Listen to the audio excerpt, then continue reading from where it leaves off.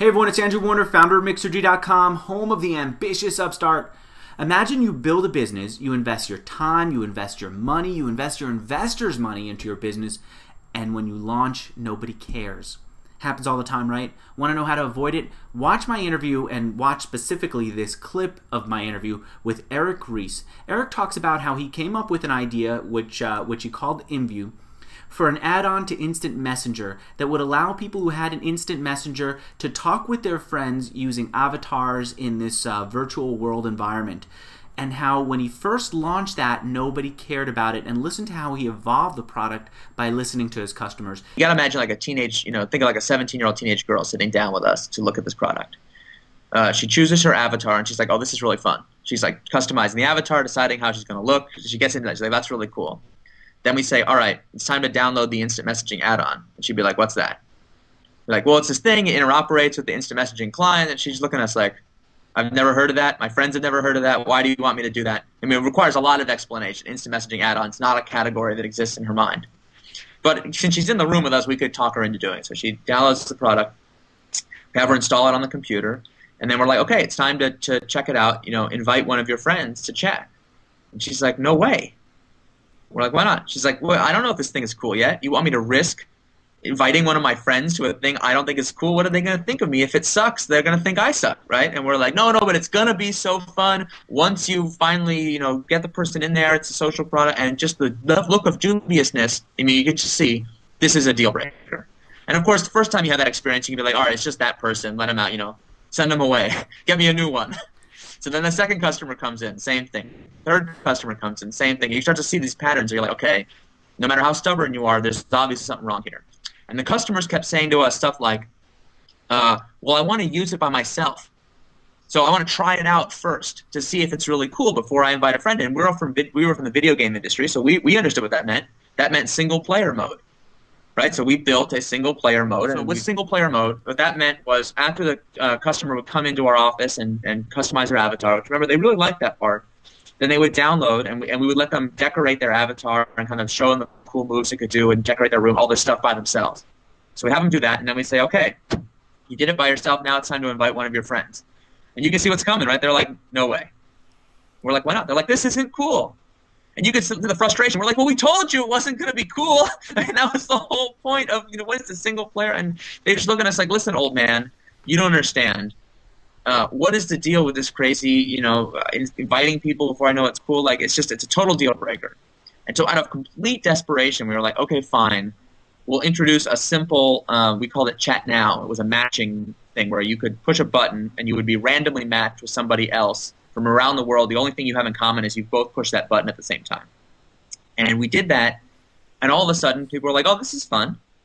And then here's what happened. So we bring them in, they do the Chat Now. Maybe they'd meet somebody new who they actually thought was kind of cool. They'd be like, hey, that guy was neat. I want to add him to my buddy list. Where's my buddy list? And we're like, oh, no, you don't want your own buddy list. You want to use your regular AOL buddy list because that's, interoperability and network effects and all this nonsense. And the customer's looking at us like, well, it doesn't make sense. What do you want me to do exactly? And we said, well, just give the stranger you just met your AIM screen name so you can put them on your buddy list. You can see the eyes go wide. They're like, are you kidding me? A stranger on my AIM buddy list? And we'd be like, but otherwise you'd have to download a whole new instant messaging client, and then you'd have to have your separate buddy list. And they're looking at us like, do you have any idea how many instant messaging clients I already run? And we'd be like, no, what, like 2 or 3? And teenagers like, duh, I run 8, right? Like they're already running like 50 clients. I had no idea how many instant messaging clients there were in the world. And we had this like preconception that, oh, it's a challenge to learn new software, and it's tricky to move your friends over to the new buddy list, and all this other nonsense sitting in our heads that just for our customers looked at us like we're crazy. I mean, we'd be drawing them at the whiteboard the strategy diagram for why this was brilliant, and they'd just be laughing at us. You'd be like, what are you talking about? And plus, never mind the fact that they're on MySpace. We're like, what's MySpace?